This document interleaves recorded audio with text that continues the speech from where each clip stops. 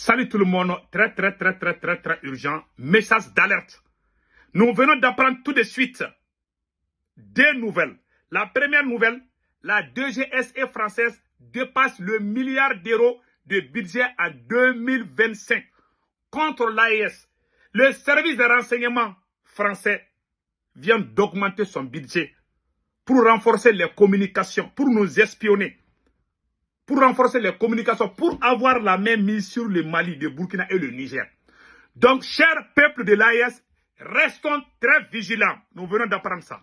La deuxième nouvelle qu'on vient d'apprendre, c'est Sébastien Lecornu, ministre des Armées de la France.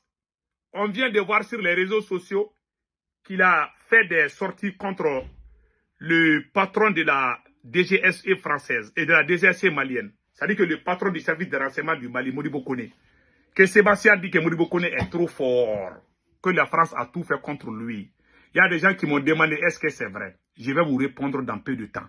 Allons-y avec la première nouvelle. Mes frères et sœurs, du Mali, du Burkina et du Niger, voilà ce qui est écrit ici. Je vais tout lire et après on va décortiquer. La DGSE française dépasse le milliard d'euros. Le budget en 2025, une hausse historique pour les espions français. Avec 1066 milliards d'euros en 2025, aura fonds spéciaux. Le budget de la DGSE, qui prépare son déménagement à Villeneuve en 2030, dépasse pour la première fois la barre du milliard d'euros. Le service de renseignement extérieur a vu ses moyens augmenter de 33% depuis 2018. Allons-y avec les restes. Et ça plane pour les espions français. Voilà. Donc, ces derniers devaient aller atteindre, selon les calculs de challenge, 1066 milliards d'euros prochaine, soit une hausse de 8% par rapport au chiffre de 2024. 987 millions d'euros.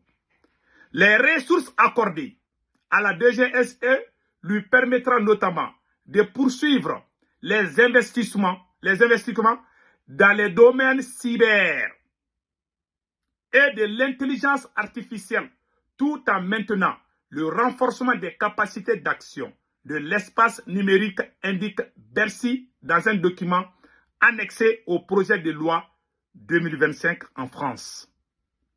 Tout le monde a entendu. C'est-à-dire, ils ont débloqué cet argent, ils vont envahir les réseaux sociaux, Facebook, Instagram, Twitter. Ils veulent tout contrôler parce qu'ils savent qu'ils sont cuits. Nous, on ne va plus se laisser faire au bout. Donc, mes frères et sœurs, voilà les nouvelles d'aujourd'hui. Donc, restons très vigilants. Nous allons, cette guerre-là, avec la France, nous allons faire plus de 100 ans dedans. Donc, restons très vigilants. C'est tout ce que moi je peux dire. Je vous dis, en général, les services de renseignement sont rattachés aux réseaux sociaux. Les gens, les faux profils qui nous insultent, les fausses informations qui circulent sur les faux profils, tout ça là, c'est la DGSE qui prend soin en France. Et vous qui êtes sur les réseaux sociaux, c'est Dieu qui vous paye. Nous sommes très fiers du travail que vous êtes en train de mener. Même le président Emmanuel Macron a effectué un voyage en Algérie où il a critiqué nous qui sommes sur les réseaux sociaux. Écoutons le président Emmanuel Macron. Immense manipulation. Et que, soyons clairs, beaucoup des activistes de l'islam politique ont un ennemi, la France. Beaucoup des réseaux qui sont poussés en sous-main, qui par la Turquie, qui par la Russie, qui par la Chine, ont un ennemi, la France, et ont un agenda d'influence et un agenda néocolonial et impérialiste. Et il y a un ennemi simple, c'est la France, ça met tout le monde d'accord. C'est trop facile. Donc moi je veux dire simplement à la jeunesse africaine, expliquez-moi le problème. Et parfois ne vous laissez pas embarquer parce que votre avenir, ça n'est pas l'anti-France, c'est pas vrai. On n'est pas anti-français. Vous nous demandez de vous expliquer. Le problème est que c'est la France qui est complice des terroristes. Et ce sont ces mêmes terroristes qui sont en train de tuer nos mamans, nos papas, nos parents, brûler nos villages, brûler nos champs. Qui a empêché l'armée malienne d'aller à Kidal? Ce n'est pas l'armée française. Qui a armé les terroristes et puis les amener à Kidal. Ce n'est pas la France. Oh, vous nous demandez de nous calmer. On ne va pas se calmer. On n'a rien contre le peuple français de 1-1. On est contre la politique française, M. Macron. Donc, vous voyez, vous qui êtes sur les réseaux sociaux, vous voyez l'importance des activistes qui sont sur les réseaux sociaux. Voilà, nous avons tellement traumatisé le président Emmanuel Macron, il est sorti nous répondre. Si les personnes ne croient à RFI aujourd'hui, ce n'est pas grâce à nos journaux, hein, c'est grâce à ceux qui font des vidéos, des écrits sur les réseaux sociaux tous les jours. C'est grâce à nous que la France a été démasquée. C'est grâce à nous que les gens ne croient plus à RFI. Donc, restons soudés. Continuons ce combat. La victoire est proche. Mais ce n'est pas encore fini parce qu'ils viennent d'augmenter le budget de la DGSE. En général, la DGSE française travaille avec ceux qui sont dans les Twitter, les YouTube, comment on appelle là, Facebook, et quoi d'autre encore, Instagram. Ils sont partout, hein.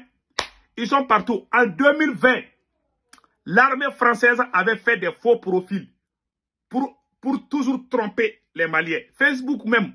Tu sais que celui qui a inventé Facebook, là, il est américain. Je pense bien. Donc, et ils ont découvert qu'il y avait des soldats français qui se cachaient derrière les faux profils pour insulter les gens sur les réseaux sociaux. J'ai ce document-là. Ma prochaine vidéo, je me suis rappelé de ça en pleine vidéo. Mais ma prochaine vidéo, je vais vous montrer cet article où on a attrapé certains militaires français derrière les faux profils. Donc, restons très vigilants. Je vais vous montrer ma prochaine vidéo. Je vais vous montrer ça là. Moi-même, j'ai fait une vidéo en 2020 contre la France sur ça. Voilà. Donc, cette guerre n'est pas finie. Restons très vigilants. Donc, c'était ça. C'était ça. Donc, nous sommes de cœur avec l'AES. Et nous venons d'apprendre que le ministre des Armées de la France, Sébastien Lecornu, il paraît qu'il a critiqué le patron de la DGSE malienne, qui s'appelle Modibo Koné. Voilà. Voilà Modibo Koné, le patron du service de renseignement du Mali. Ça, c'est faux, c'est pas vrai. Vous savez, au Mali, ça chauffe. Tout le monde sait que ça chauffe. Le patron de la DGSE malienne est impliqué dans plusieurs... son nom est gâté partout. Il kidnappe. Au moins, si le service de renseignement arrêtait les gens qui sont contre le pouvoir, moi, je peux comprendre. Mais lui, son service de renseignement est contre. C'est la même qui soutient la transition. Ceux qui sont contre la France, c'est ça que lui, il les arrête tout le temps. Moi, j'ai été victime. Moi, j'ai soutenu mon pays. En 2022, je suis allé au Mali. C'est lui qui s'est caché derrière la justice pour m'arrêter. J'ai pris mon billet d'avion aux États-Unis pour aller soutenir la transition. Parce que j'ai une fois critiqué seulement et ils n'ont pas oublié ça. C'est lui. Ce gars est pire que le Satan. C'est le service de renseignement, le chef des services de renseignement le plus nul dans l'histoire du Mali. Ils viennent avec des conneries pour dire que Sébastien Lecornu, voilà ce qu'ils ont écrit. Hein. Même un moment, ils ont fait sortir un vocal là pour dire que moi, que Alassane Ouattara m'a donné 80 millions. Ce monsieur ne fait que mentir. C'est le plus grand menteur dans l'histoire des services de renseignement. Lui là, je vous jure, s'ils t'attrapent, ils vont fabriquer, s'ils m'attrapent aujourd'hui là, ils vont dire à tout le monde que moi que c'est la France qui me poussait contre lui. Wallahi, j'ai juré sur le Coran, il y a 4 ou 5 mois, tout le monde a vu, c'est lui qui était derrière ça. Je le connais comme la pomme de ma main. J'ai travaillé avec lui, j'essaie, il est faux, c'est un faux type, ce n'est même pas un patriote. Je jure Allah, je jure sur le Saint-Coran, ce monsieur, personne n'a rien dit contre lui en France. Au contraire, lui-même il travaille avec les pro-français. Ceux qui sont contre, ceux qui soutiennent la France, là, lui, c'est ceux-là que lui aime. Même sa copine, là, bon, je ne vais pas parler de ça. Bon, c'est bon, je vais m'arrêter là. Je ne vais pas aller loin de ça. Sinon, il y a des femmes sur les réseaux sociaux qui ont insulté la transition avant, qui sont revenues. C'est sa copine. Je ne vais pas rentrer dans beaucoup d'histoires. Ce monsieur est pire que du Satan. Voilà. Donc, ils viennent nous bluffer pour dire que Sébastien Lecornu, ministre des Armées, Commission de la Défense nationale et des Armées, l'homme le plus dangereux parmi les 5 nouveaux généraux du Mali est le nommé Modibo Koné. Donc, ils ont mis le nom de Modibo Koné. C'est comme si Modibo Koné, il a fatigué la France, alors que c'est lui-même, tous les patriotes qui sont arrêtés là, c'est lui qui est derrière les juges, c'est lui. Il s'est donné un pouvoir interminable. C'est lui qui est contre tous les soutiens de la transition, ce monsieur. Je ne l'aime pas. Il n'est pas patriote. C'est faux. La France n'a rien dit contre lui. Ils ont mis ça ici. Nous avons tout tenté sur lui, mais il a échappé à tout. C'est la première fois qu'on rencontre un Africain capable de savoir tout et avant tout agir. Donc, ils font des faux écrits. C'est comme quoi que ce monsieur est fort. Alors que c'est lui qui est en train de faire les arrestations au Mali. Même le lieutenant Daouda là, le commandant Daouda qui a été kidnappé hier là, c'est Modibo Kone qui est derrière, ce monsieur. Même le médecin de la grande prison du Mali a été kidnappé hier. Le voilà ici. C'est ce monsieur qui est derrière. Un service de renseignement doit travailler avec les communicateurs, ceux qui communiquent sur les réseaux sociaux.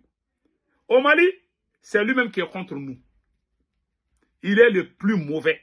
Je n'ai jamais vu un militaire médiocre comme lui. Je suis désolé, mais il faut qu'on dise la vérité. Passez un excellent week-end. Ciao, ciao.